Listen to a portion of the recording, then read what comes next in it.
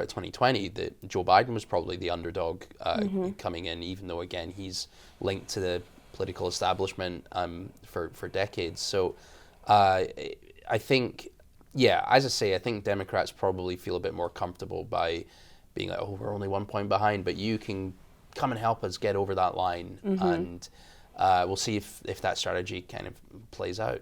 Welcome to The Debrief, where we talk with the Washington Examiner's top journalists about the headlines they're covering and where the story's going next. I'm Sarah Bedford, and I'm here with managing editor Chris Irvine. Hi. Chris, the race is tightening, pretty tight, now that we have tight. 2.5 weeks left until Election Day.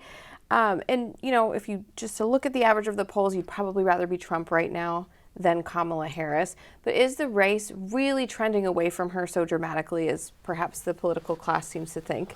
I think it's you got to be kind of careful with what you read, I think, and all the analysis and hot takes and commentary that's out there. I don't think she's had a great week or so, and I think the impetus seems to be that Trump has kind of reestablished himself as the front runner there. But there's I hesitate to kind of call it gaslighting, but it is.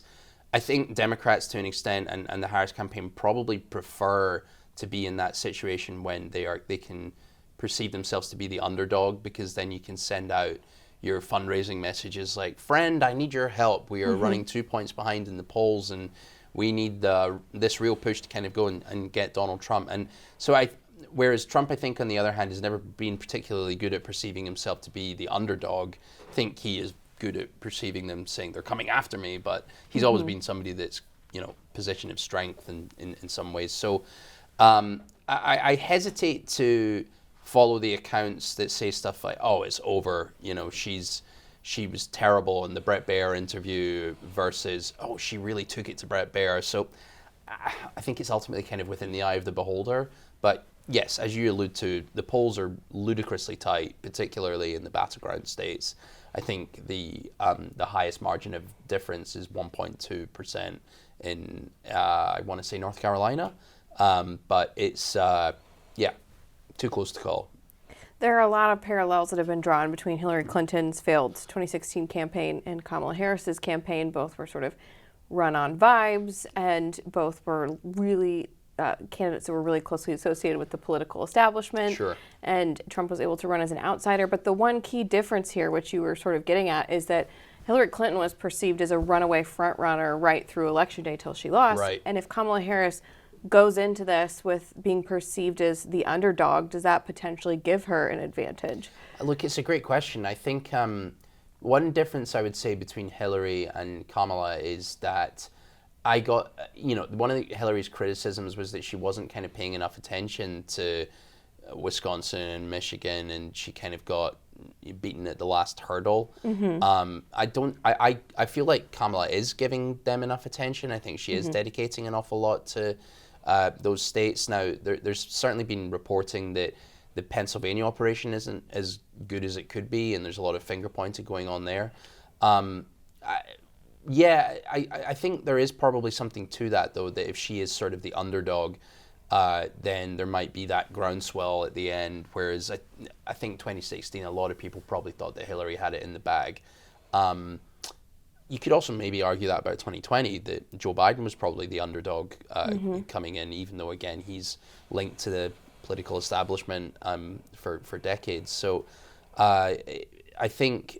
as I say, I think Democrats probably feel a bit more comfortable by being like, oh, we're only 1 point behind, but you can come and help us get over that line. And we'll see if that strategy kind of plays out.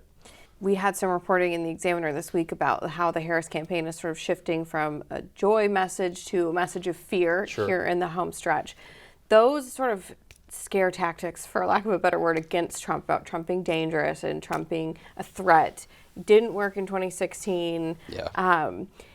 But do you think that there's a chance for them to be effective this time around, or is this kind of a last-ditch strategy we've seen fail in the past? I think the fear strategy hasn't worked, and I can't see it working again, because, again, you know who Donald Trump is. Warts and all. Like, January 6th, if that's the thing that people are going to go back to, even that's kind of been changed into something else, or what did Trump call it? It was a day of A love. day of love. Yeah, I mean, okay, I think that's maybe a bit much, but there's that. I would do it more so on exhaustion. You know, there's got to be people out there who are just exhausted by the Donald Trump experience, and do you really want him still kind of being around, being the president? There's still the lingering effect, even if he doesn't win. He's probably not going to go away anyway. But is there? I would say the exhaustion might be a better idea than fear. And it's like, do we really want this again? And she has alluded to that, but it is also a difficult thing for her, because she can't say, oh, do we really want another 4 years of this? Because we've just had 4 years of her. Yeah. And so that's why I think she's kind of struggling with that message. But yeah, I mean, is Trump exhaustion syndrome a thing? Maybe Trump fatigue, maybe? Trump fatigue, yeah. I feel like that might be a more effective message, but I don't think she's kind of leaned into that. No, not nearly as much. Yeah. Well, Chris, thank you so much for being here today. You can get more reporting from Chris and the rest of the political team at washingtonexaminer.com.